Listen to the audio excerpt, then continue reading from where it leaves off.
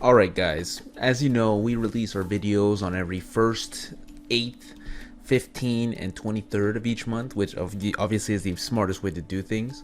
So it was kind of obvious that it was going to land on April 1st, and as we all know, April 1st is April Fool's Day. But I just wanted to reassure you, we're a very serious podcast. We won't use our videos to make jokes. So of course, us at Marvel for Dummies, we are here this week with the Batman profile. So as we all know, Batman is this enigmatic figure, super popular, super renowned, but I think you still need to deserve to know about some of his story. And so yeah, let's look at... Wait. Wait. Sorry, there was a smudge in my notes. It's not actually Batman, it's Ratman. Okay, alright, so we're gonna actually do a review of Ratman. Ratman is a Japanese manga that first came out in monthly Shonen Ace back in 2007, and it ran for 6 years, ending in 2013. It had a combined total of 12 volumes, or about 60 chapters, give or take. I think there's some bonus episodes and bonus chapters in there. But yeah, it was a not exactly popular series. It caught my attention back in when it first coming out, and I did relatively follow it, which is why it was on my radar, but I don't expect it to be on many people's radar in any sense of the word. In fact, it had an English translation, but that was cut off after volume 4 officially, so it's not too much of a surprise that not too many people would know it. But I still think it's worth talking about because it does introduce some neat concepts and some neat perspectives on anime and manga in general that I thought maybe it's worth talking about. So today let's talk about the series of Ratman, what its positives were and what its negatives were, and just in conclusion what I think about the series as a whole. It's this review, I suppose, is like a decade late, but better late than never. So let's go. Ratman starts like many other series. There is a young boy looking with great aspirations, and for our main character Shudo, there's heroes and superheroes in his world, and he just essentially wants to become a superhero. Obviously, things aren't really working out for him. He's kind of short, he's kind of weak. He has a heart of gold, sure, but there's not really much there to really warrant the fact that he will become one day a great hero. And in this premise, there is a heroes association, much like in One Punch Man or much like in My Hero Academia. Essentially, there is an organization where heroes gather and pretty much serve the society, but there is kind of like a give and take with the amount of respect they give and the amount of respect that the general populace give. So this our main character is a super fan, and essentially he's doing heroic things, but he's not really he's not really competent. He wouldn't really be a competent candidate to become a great hero. So one thing leads to another, and he actually falls into the hand of Jackal, which it starts out at the beginning. It kind of just starts out as this joke organization, kind of like Team Rocket when you first meet them, when it's like, you know, the jokey part of Team Rocket, until you realize there's actually like a darker Team Rocket. So essentially, he meets up with this organization called Jackal, and one thing leads to another. He gets tricked into becoming what is essentially their great creation, their great villain, the Ratman, based on the fact that rats are typically what are used for experiments. So it's kind of like the culmination of that quote unquote evil organization's greatest sciences put together. So this is essentially a reverse on the hero story, where our hero wants to become a hero, but essentially becomes the villain. And as such, you quickly find out that the hero or association isn't all it's cracked up to be. It's kind of corrupt from the inside, and it kind of has like material goals over societal or philosophical goals, and there's some kind of clash there. So that's essentially the premise. It's an interesting enough premise. I really like that it flips a lot of the usual concepts on top of its head. That's what kept it interesting, at least to me at the time. And at least from this point, it's a decent enough premise, so why isn't this series doing any better? Now, there's a lot of things too, like actually the main character, although a little kind of naive and kind of annoying, you know, holier than thou, Boy Scout kind of type. You know, it's a type that works. You know, for example, Captain America is a popular hero even though he is essentially a Boy Scout. Deku from My Hero Academia is essentially a similar enough character on many levels, and most people would still enjoy Deku and his growth, and I can definitely see some people seeing our main character here the same way.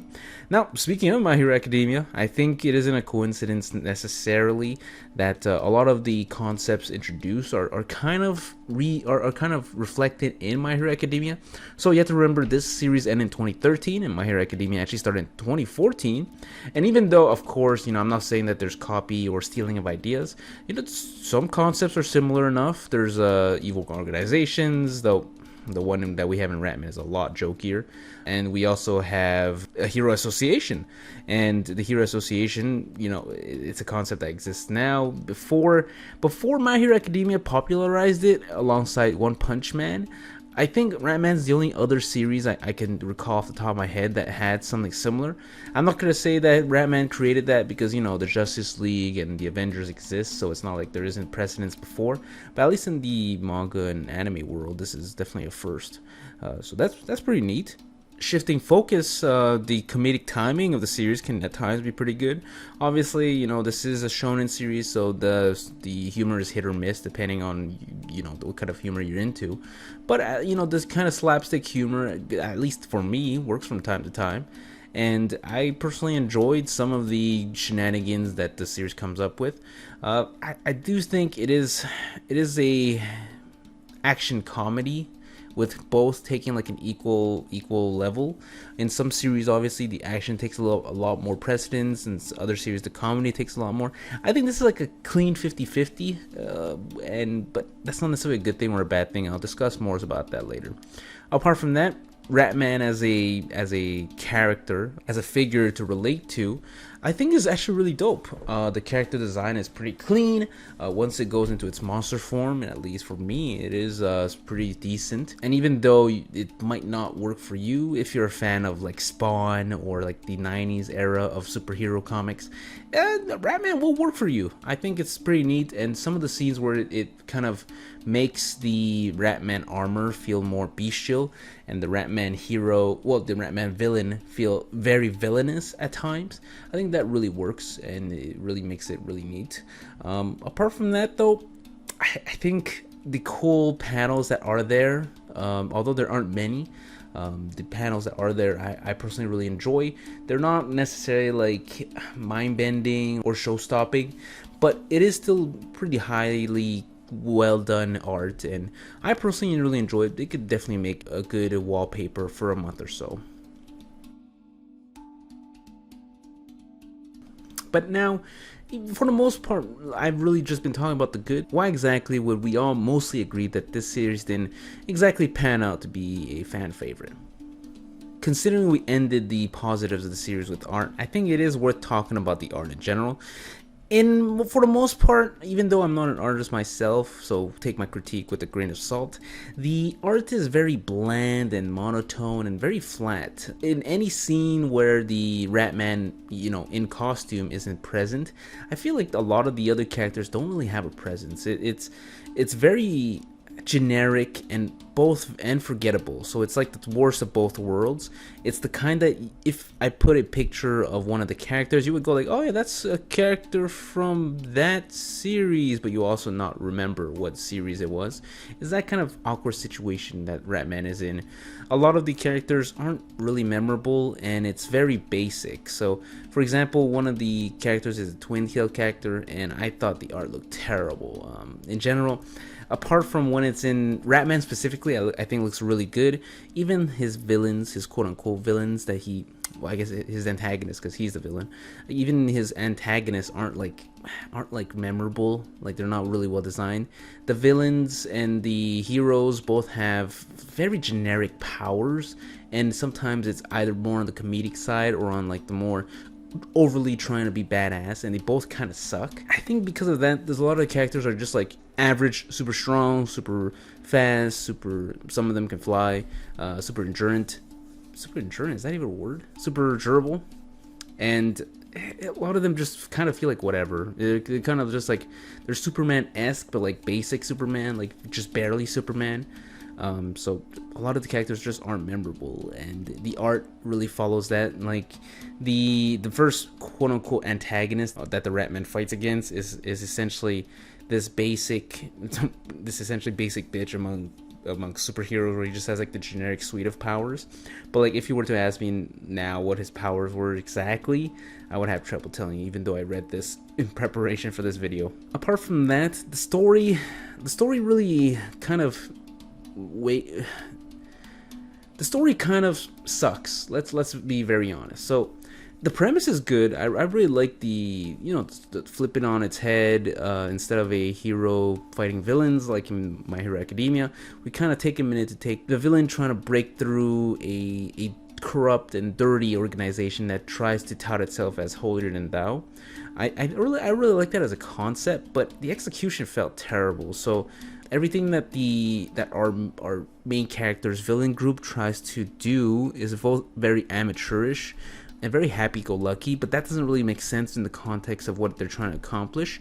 And then when the series also tries to go into a more serious tone and a darker tone, it still doesn't give up on like this slapstick humor, and it kind of like destroys it. So if you one very good example is that last chapter, and essentially it could have maybe kind of redeemed itself using a more serious narrative, but they immediately throw in our goofball side henchmen that just ruin the whole tempo of the story, and it kind of ruins that. So the story in general is kind of weak.